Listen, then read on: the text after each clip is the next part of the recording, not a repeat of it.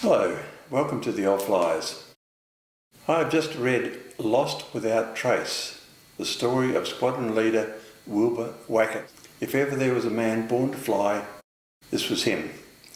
His father was Sir Lawrence Wackett, a decorated World War I pilot and pioneer in Australian aviation. He was the first Duntroon graduate to join the Australian Flying Corps No. 1 Squadron in 1916. Wilbur joined the Australian Air Force in 1939 after the Japanese attack on Pearl Harbor and their relentless push south. Wilbur's squadron went north and was decimated in January 1942 in their heroic but doomed defence of Rabaul. Their Wirraway aircraft, produced by the Commonwealth Aircraft Corporation, were a stopgap fighter, no match for the Japanese Mitsubishi Zero. Wilbur's father was the general manager of CAC, and Wilbur wrote to him pleading for better fighters. Can you imagine the father's anguish? In March, Curtiss Kittyhawks arrived in time for the defence of Port Moresby. They were less manoeuvrable than the Zero and couldn't climb as fast.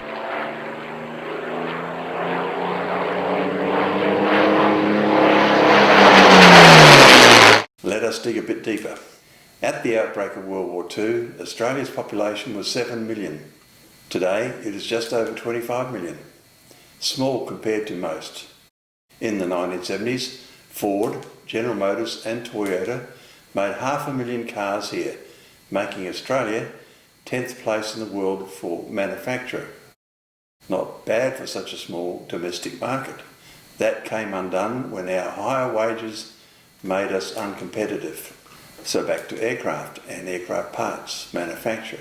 I counted 30 manufacturers of aircraft and aircraft parts registered by the Civil Aviation Authority. Now let us look at CAC and how it all started.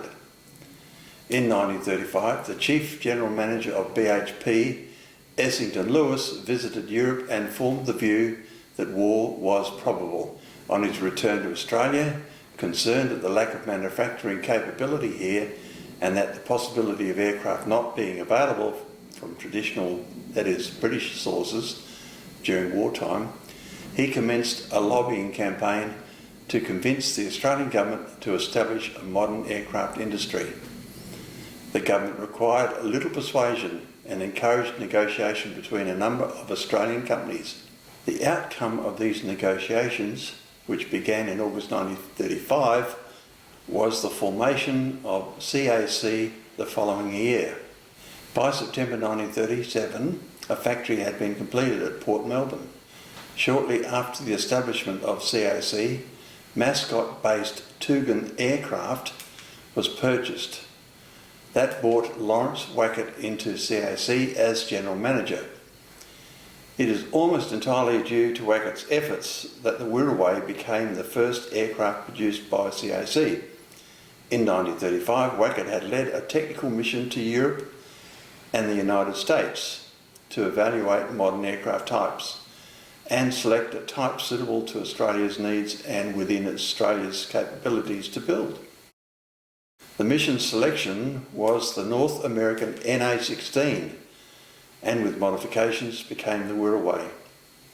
CAC also undertook production of the Pratt & Whitney R1340 engine used in the Wirraway and also built some propellers.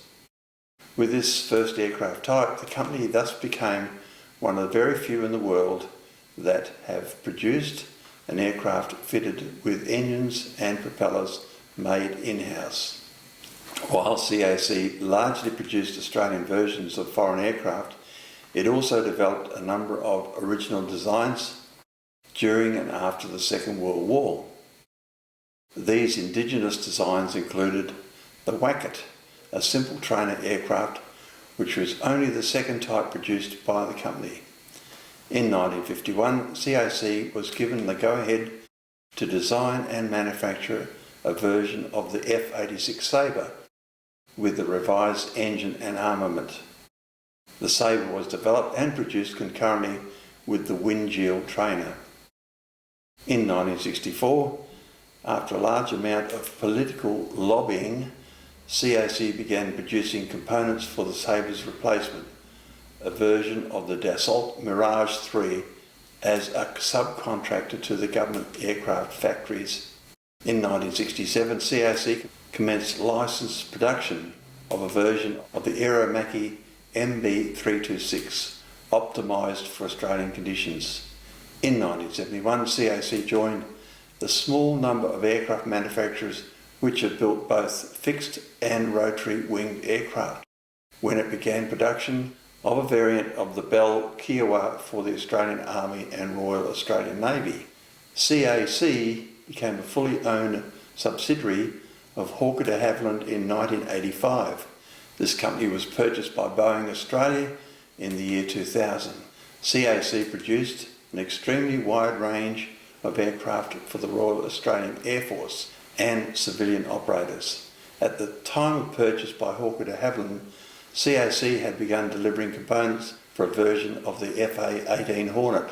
During its existence, the Commonwealth Aircraft Corporation produced over 1,700 aircraft of all types, including prototypes and aircraft assembled locally from imported components.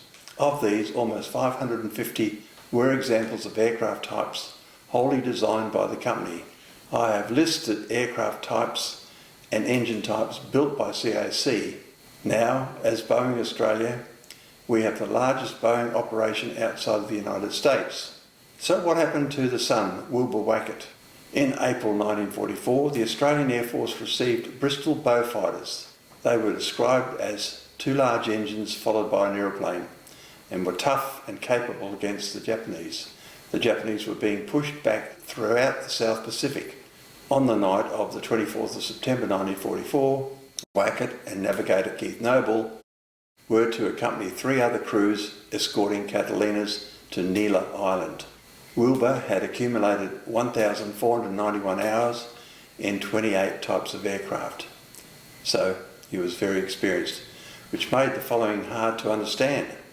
On their return to Kamali Creek, where the airbase was, in company with the aircraft of pilot Lloyd Ritchie and navigator George Warner, they became lost in smoke and haze over land and ran out of fuel.